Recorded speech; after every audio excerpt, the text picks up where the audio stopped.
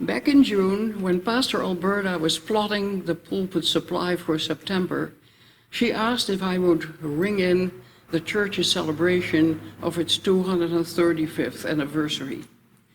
I feel honored to answer her call to look back in time and into the future.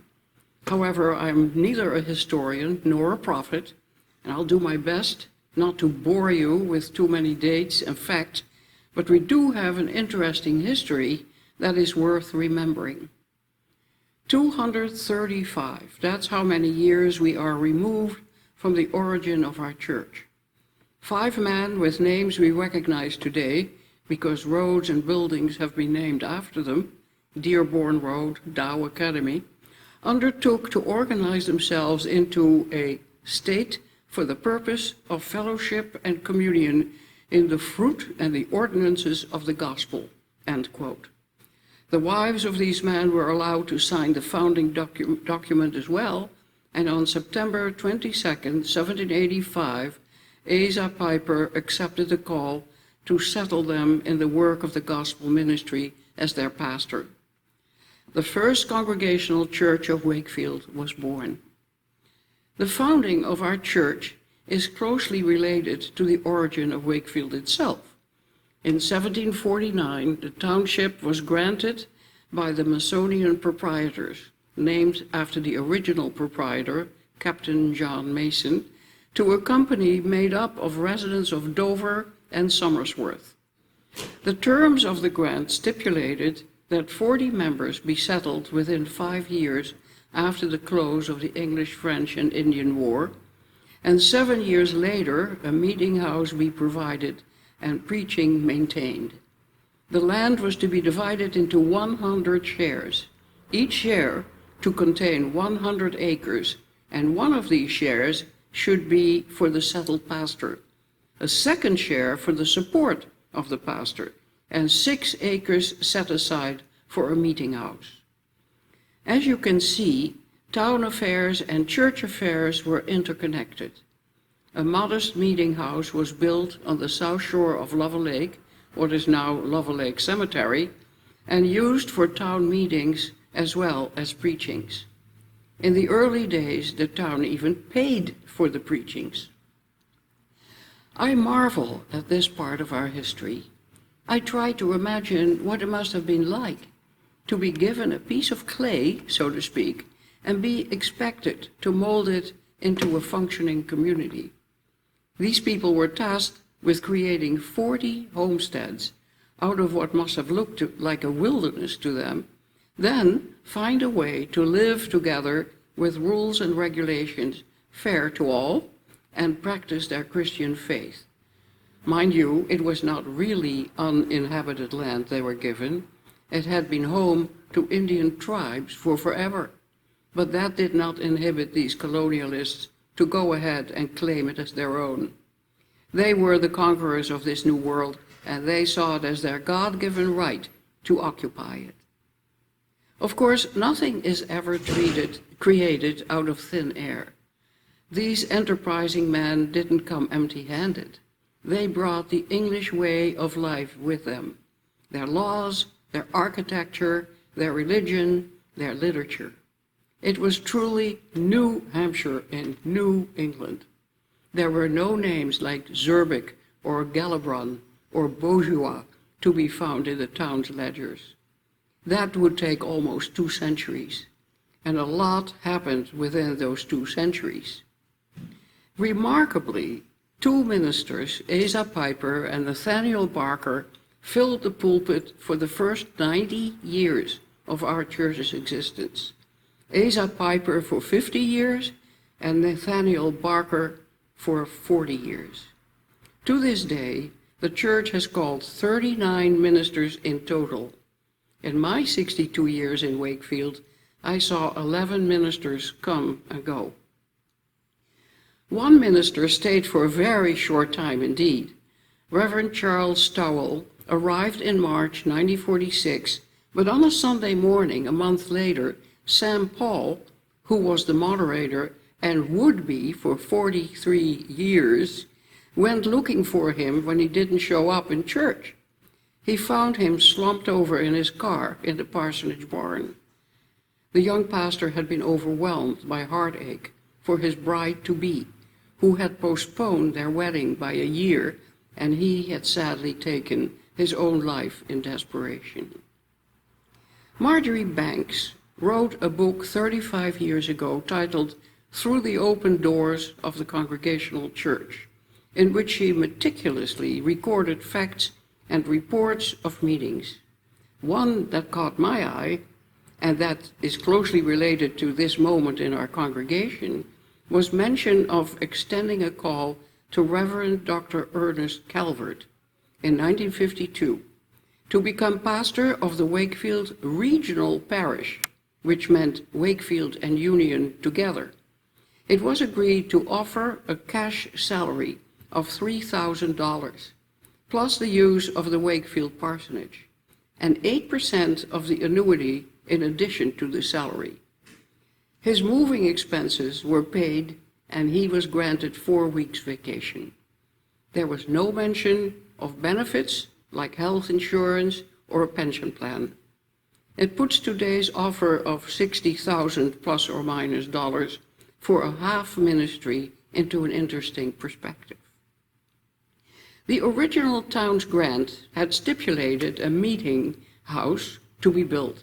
It was raised in 1771 and got torn down in 1838. Meanwhile, the center of activities had gravitated from the Lava Lake area to Wakefield Corner, where 6 stage routes intersected.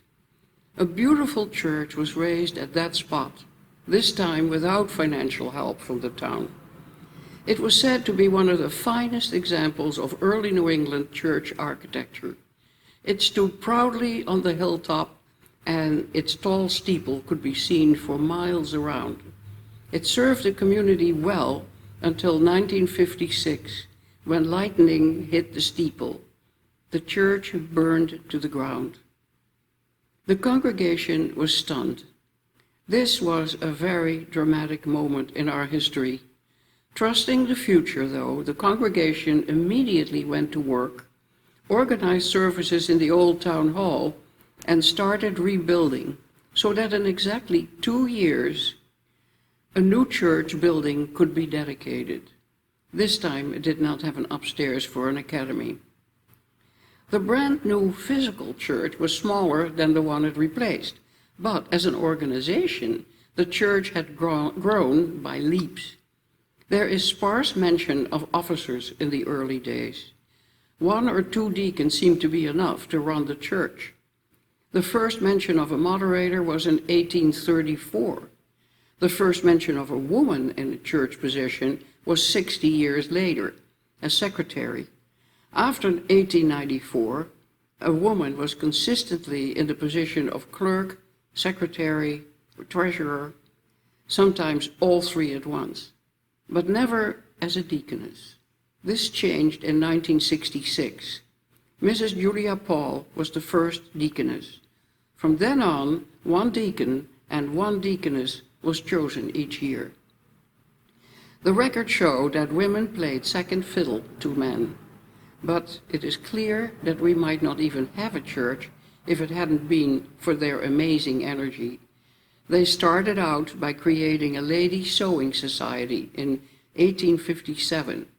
This morphed into the Wakefield Female Charitable Society and went through several more name changes until it decided in 1899 to name itself the Parish Helpers. Over the years, these women organizations have provided untold amounts of social services and raised untold amounts of money for the benefit of the community and the church. All these facts played out against the backdrop of America's volatile history. We cannot forget that as Asa Piper became the first minister of our church, the Revolutionary War was raging. The walls of the meeting house on Lava Lake must have shaken with heated deliberations. Who would join the rebellion, and why? Not everyone was against the British rule. And there were more wars to come. The Civil War, not even a century later, then the two world wars, followed by the Korean War, the Vietnam War, the Iraq War, the contemporary war without end in Afghanistan. The reason I bring these events up is that even though Wakefield was, and is, geographically removed from these battlefields, each conflict necessitated an attitude. Which side should they be on?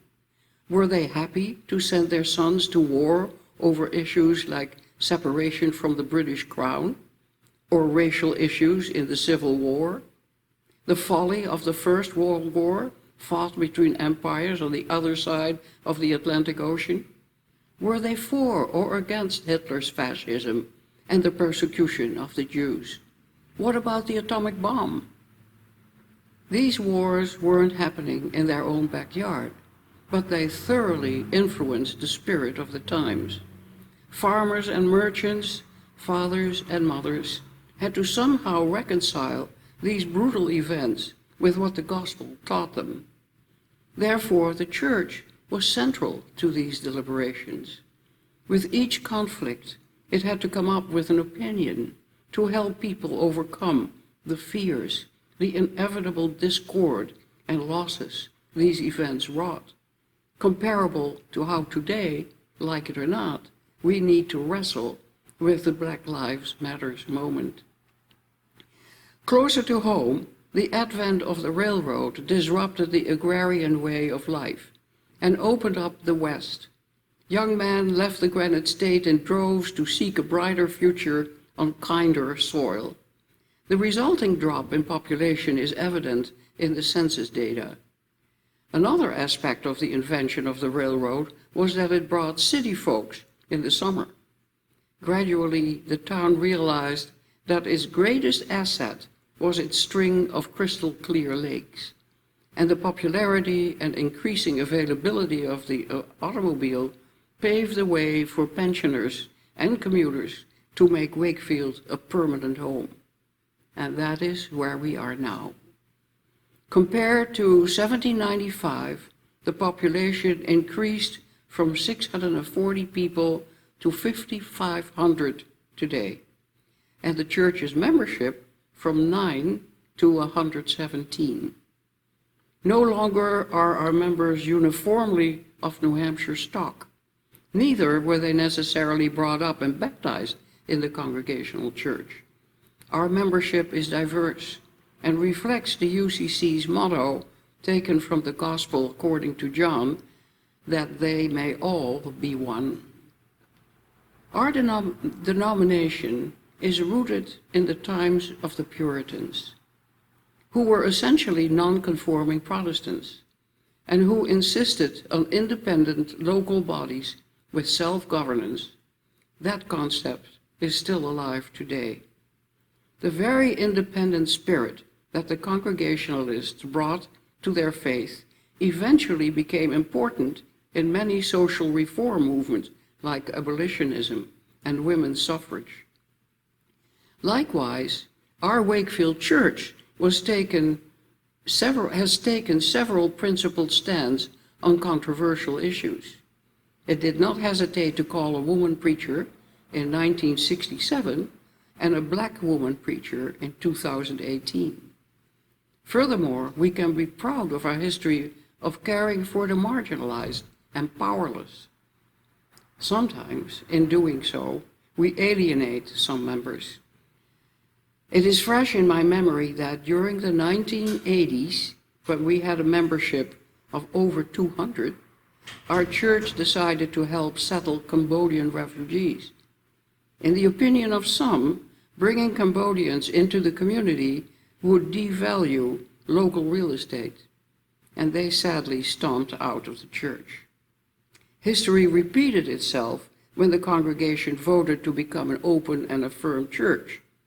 It was the price to be paid for standing by our faith and how we interpret the gospel of Jesus Christ. So now, how do we feel in this month of celebration while we are in the middle of the coronavirus pandemic? Here we have this beautiful church several times the size of the original meeting house, and currently we cannot use it. We do not have, as yet, a settled pastor. And if those two factors weren't enough to make us feel somewhat unsettled, we also live in a time of religious decline. It is a fact that less than half of Americans attend services. Only 35% of millennials attend services once a month at the most. This is a global trend. Political scientists tell us this decline coincides with the arrival of social media in 2007, which enables people to establish communities without the traditional aid of church. There are infinite distracting alternatives to religious study. One would have to be blind not to see this trend. In this moment, we at the Wakefield Congregational Church are at crossroads. We will have to overcome the consequences of the pandemic, whose course is unpredictable, and we have to find new ways of making our very existence relevant in a changing world. We won't have a future if we do not adjust to the realities of the times we live in. But I find comfort in the thought that the earth never stops turning, yet while it is in motion, it always remains authentically the earth. Likewise, the gospel may forever be interpreted in different ways, but it will forever be God's word. It will take courage and innovation to move forward.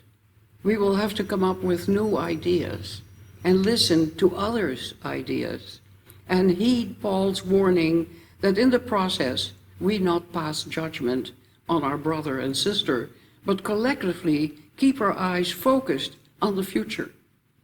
Reading today's Bible passage, the thought crossed my mind that had the Apostle Paul lived today, he might have said in modern parlance, "Don't sweat the small stuff." I am optimistic that our church will find a way forward. After World War II, when my birth country was in shambles, people picked themselves up and healed a society that had been brutally trodden upon. That upbeat experience never left me. New ways were found to reestablish what every generation aches for, a functioning and faithful society. What I learned above all is that nothing is more constant than change. That is a given, and we would be wise to adapt to that reality. Happy anniversary, FCCW. Carve out your future and love one another. Amen.